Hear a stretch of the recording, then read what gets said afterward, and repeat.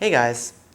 So by now, you already know how to do linear interpolation, which is a way to figure out missing data from any set of data that you're given, with the assumption that A, the data behaves linearly within the region that you're interested in, and 2, the fact that you already have some sort of list of predetermined data. So last time, we did linear interpolation to figure out what the specific density of ethanol is in water at 85.5% ethanol and going down the 10 degrees C column. And for that, we were lucky, right? We already had a set of predetermined data for 10 degrees C. We assumed that that stuff was linear, and then we just got the function of that line in simple terms, and then evaluated at 85.5% ethanol. And that's great.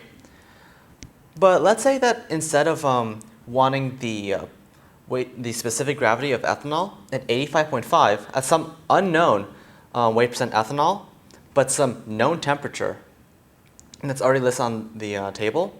What if we wanted it for a temperature that's not listed on the table? So let's say we want to find 85.5% ethanol and 14 degrees C. How do we do that? And the answer is, well, you just do linear interpolation again, except this one's much more work because you have to do it 3 times. And this is what we call bilinear interpolation, actually, because instead of just going down one line, you got to go down and across, really. So our strategy is kind of as follows. This is just like a really small version of the table we had last time, where I've denoted the values in the table as row A, B, C, and D to kind of make my life easier, because I'm lazy. So our strategy is as follows.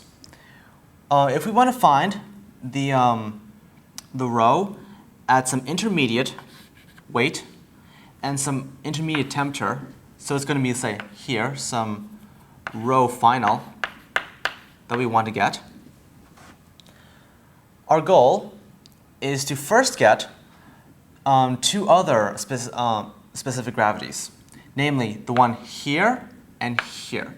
Let's call these row int 1 and row int 2, int being for intermediate. So what these row ints are, this one here is going to be at some known temperature, but the unknown weight percent. So in this case, it will be at 85.5 and 10 degrees C. The one over there, row int 2, will be at some also unknown weight percent and some known temperature. In this case, 85.5 weight percent, but 15 degrees C. And by using these 2 points, we can further assume that the data going on from left to right, horizontally across the table, is going to be linear also. So we can use these 2 points as the endpoints for another linear interpolation that we can use to figure out row final. If that didn't really make any sense, think about it this way. We go down to establish some endpoint, go down another column to establish another endpoint, and then use those 2 endpoints to make another line to find out row final. And that's what we want. Right? So, doing this, it takes a lot of number crunching on your calculator, but once you get the hang of it, it actually goes pretty quickly. Once again, we'll be using the point slope method, which is as follows on here. So the first thing we want to do is find out, well, row int 1. For row int 1, we're going to assume constant temperature, just 10 degrees C, and then we're going to have rho as a function of W, but not T. T is constant. Right? So we're going to have the equation row int 1, just simply plugging things into here, and I'll be moving this to the other side, is going to equal the slope, m, times W minus W0 plus rho 0. Remember, the point rho 0 and W0 that we did in the first video, it can be any point along this line. Any ordered pair of specific gravity and weight percent. This is going to be W here. Our input is going to be for 85.5, the weight percent that we want, the specific gravity for. M is just going to be the slope of this line, which is going to be equal to just simply plugging things in for slope. Rho B minus rho A, the entire thing over, so that's the change in y over the change in x, which is 86 minus 85. That entire thing multiplied by 85.5, and then for the initial points, the W0 and rho 0, I'll just be using rho A and 85. We can also use rho B and 86. We could do that too. But you can just choose either one. I'm choosing the first one. That's all. Minus 85 plus rho A. Plug that all into your calculator using these numbers here. Will get you some sort of rho int 1. So now we figured that out. I don't have the calculations with me, unfortunately, because I left my computer somewhere else. But you can just plug these numbers into your calculator and see what you get. If it's between these two values, then that's a good indication that your answer actually makes sense. If it's above this one or below this value, that means you probably did something wrong, and you might want to go back and check your work again. Right? Cool. So that's rho int 1. Rho int 2 is the exact same thing, except with we using these two rows instead of the first two rows. That's all.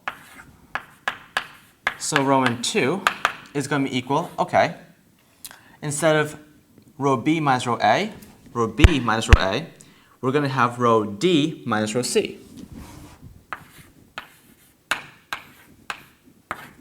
Over the same thing, 86 minus 85, the change in the y values, which is rho, over the x values, which is just w. It says slope times 85.5 minus, I'll be using the same top value. So instead of using 86 and rho D, I'll just be using 85 and rho C. Once again, pick and choose. Either one's fine.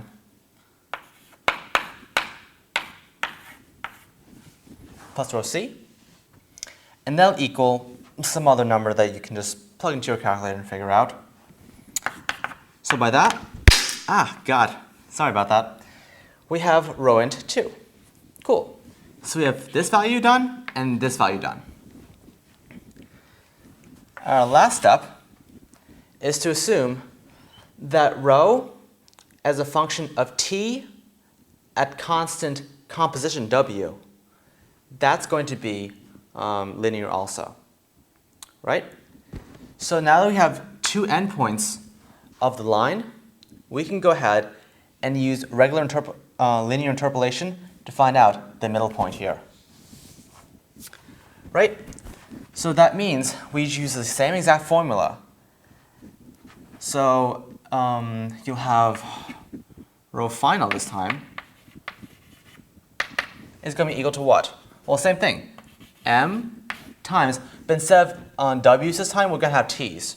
Remember, we're doing constant w and changing t. So it'll be t minus t0 all plus rho 0. So m this time is going to be something a little bit different. We're going to be using these two endpoints. We have a change in rho over a change in t, change in y over change in x, right? So it's going to be equal to rho int 2 minus rho int 1 all over the change in t, which is 15 minus 10. The entire thing multiplied by t minus t0. T here is the temperature in which we want to find this stuff out for, which is 14 degrees C, like we said at the beginning. Times 14 degrees C minus T0. Same thing as before, T0, P0, oh sorry, row 0, my bad. Choose any one you want. You can use this one or this one. I'm just going to use this first one because I feel like it. So that the temperature is 10 and the row is going p int 1. Row int 1, sorry, my bad.